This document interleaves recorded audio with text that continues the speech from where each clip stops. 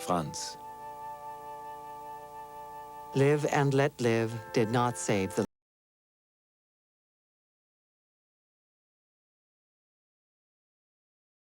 life of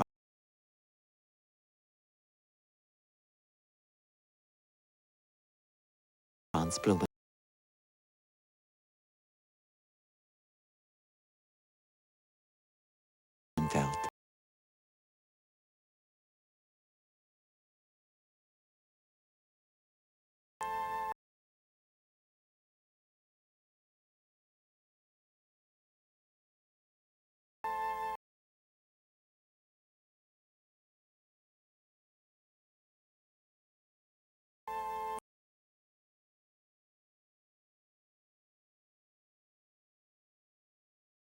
He was killed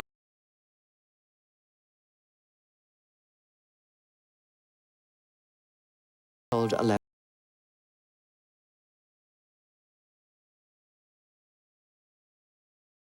days before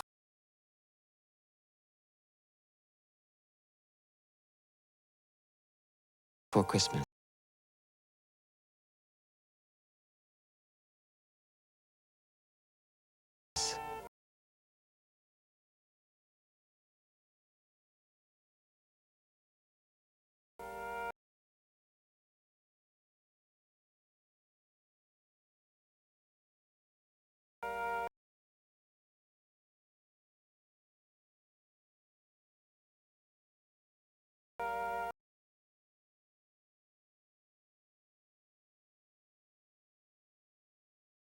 One of them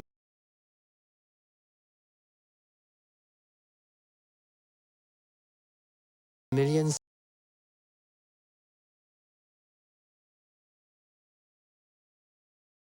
soldiers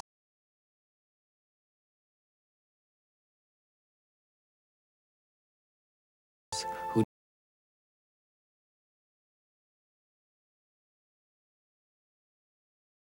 died on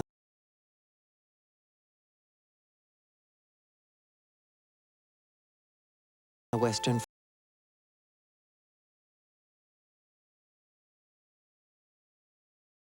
Front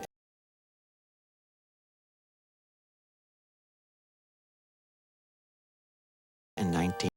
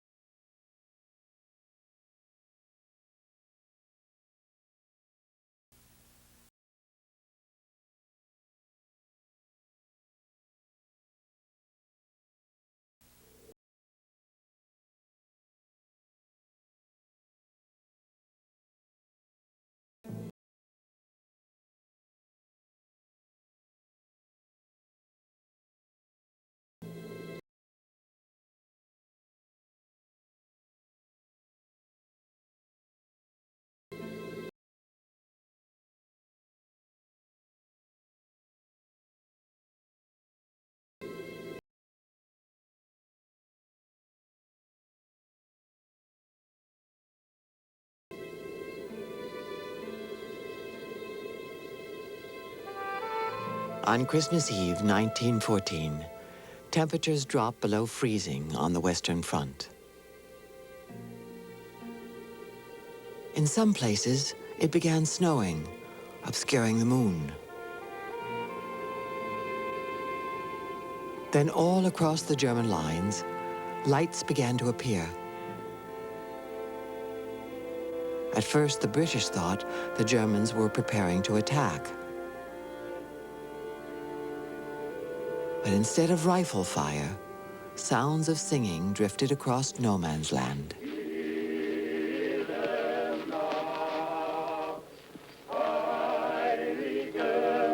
The Germans would be heard singing Stille Nacht, Heilige Nacht.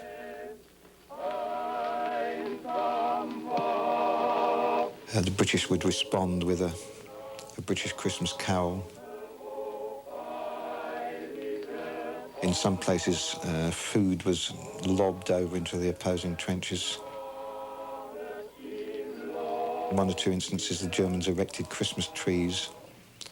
And there was a kind of mutual curiosity, certainly instances of soldiers applauding each other's singing. The curiosity led to something never again repeated on the battlefield. In one or two places on Christmas Day itself, the first curious, slightly headstrong people, perhaps from both sides, poked their head above the trenches and, being made aware that somebody over the other side wasn't going to shoot it off, then clambered cautiously out. One of the first to take part was Captain Charles Stockwell. I ran out into the trench and found that the Saxons were shouting, "Don't shoot! We don't want to fight today. We will send you some beer." A German officer appeared and walked out into the middle of no man's land. So I moved out to meet him amidst the cheers of both sides. We met and formally saluted. He introduced himself as Count something or other and seemed a very decent fellow. By now, these soldiers knew that the war was going to last a long time, and that many of them would not survive.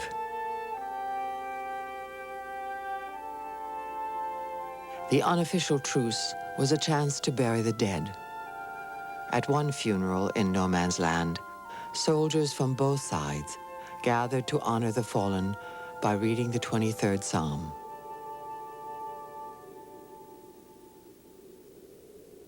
The Lord is my shepherd, I shall not want.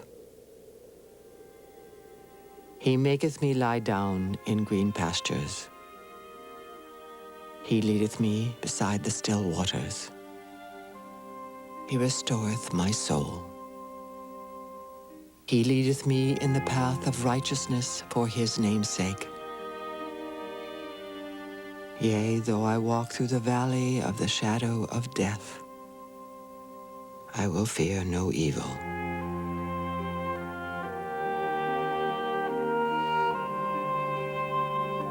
The Christmas Truce was the last twitch of the 19th century. By that, I mean it was the last public moment in which it was assumed that people were nice. It was the last gesture that human beings are getting better the longer the human race goes on. December the 26th.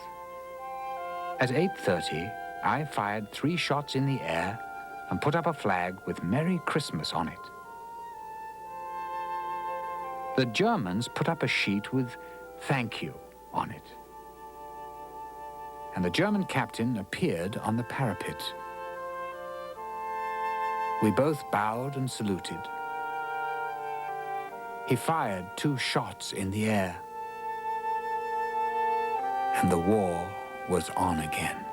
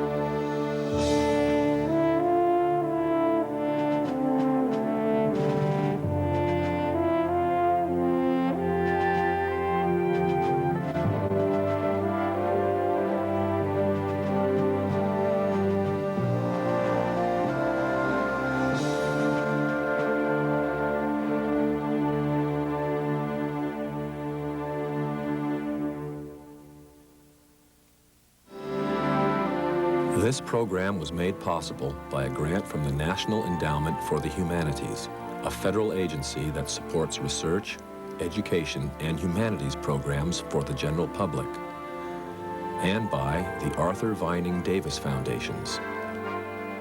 Funding for this program was also provided by the Corporation for Public Broadcasting and by annual financial support from viewers like you. To order a video cassette of this program or the complete 8-part series of The Great War and the Shaping of the 20th Century, call PBS Video at 1-800